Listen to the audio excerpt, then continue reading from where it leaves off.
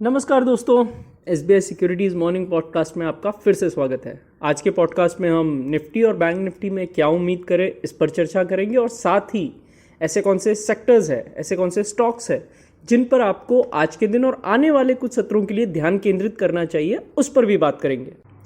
Friends, अगर हम price action perspective से देखें तो कल निफ्टी ने एक बहुत ही अच्छा प्रदर्शन जो है वो दिखाया और 0.35% के गेंस के साथ अपने सेशन को उसने क्लोज किया, जो कि एक फ्रेश ऑल टाइम हाई था।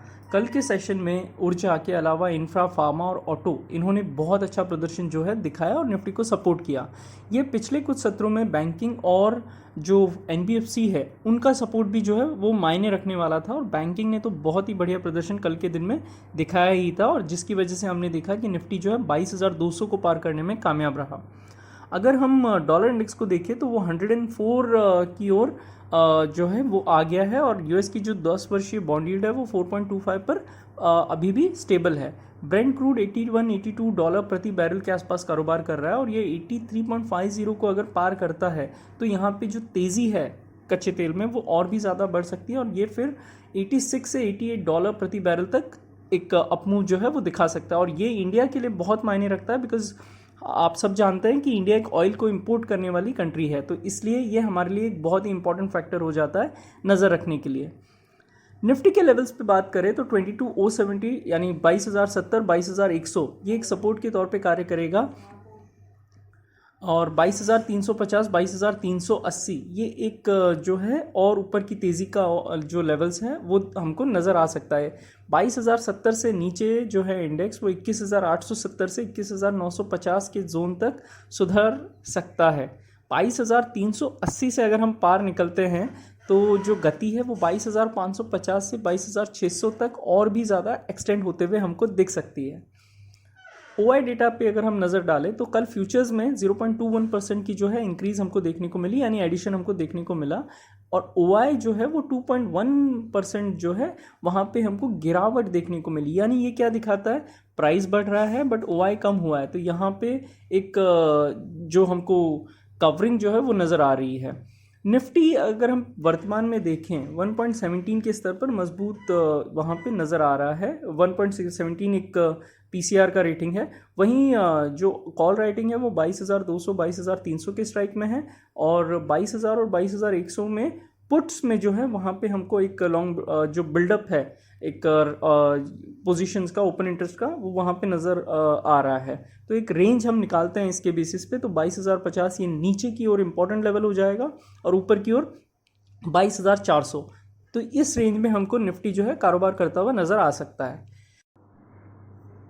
फ्रेंड्स, अगर हम बैंक निफ्टी पे बात करें तो कल जो है आईसीआईसीआई बैंक और एचडीएफसी बैंक के बेहतर प्रदर्शन के कारण बैंक निफ्टी जो है अपने 50 डीएमए जोन 46,800 को क्रॉस करने में कामयाब रहा, और उसके ऊपर उसने क्लोजिंग दिखाने में भी कामयाबी हासिल की। और अगर हम 5 दिनों के ओवरऑल फॉर्मेशन को देखें तो बैंक निफ्टी का जो पैटर्न है वो बहुत ही ज़्यादा क्लियर अप ट्रेंड की तरफ हमको नज़र आ रहा है। आगे 46,750, 46,800 का जो जोन है वो बैंक निफ्टी के लिए बहुत ही इंपॉर्टेंट, बहुत ही निर्णायक सपोर्ट जोन रहने वाला है, और जब तक ये जोन होल्ड रहेगा उम्मीद की जा सकती है कि बैंक निफ्टी अपने मूव को 47,500, 47,700 के जोन तक आगे बढ़ा सकता है, और संभावित रूप से एक मामूली जो रेजिस्टेंस है वो वहीं पे नज़र आ रहा है।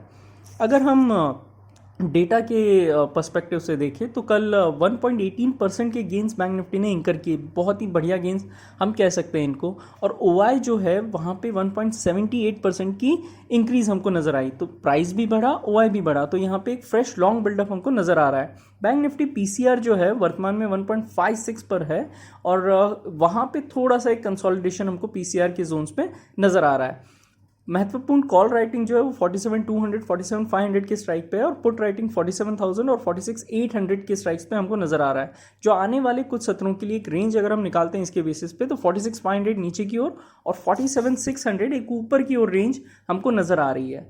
तो यहाँ तक हमने बात की निफ्टी और बैंक निफ्टी की। अब हम आते हैं ऐसे कौन से सेक्टर्स और स्टॉक्स हैं जिस पर आपको आज के दिन और आने वाले कुछ दिनों के लिए फोकस रखना चाहिए।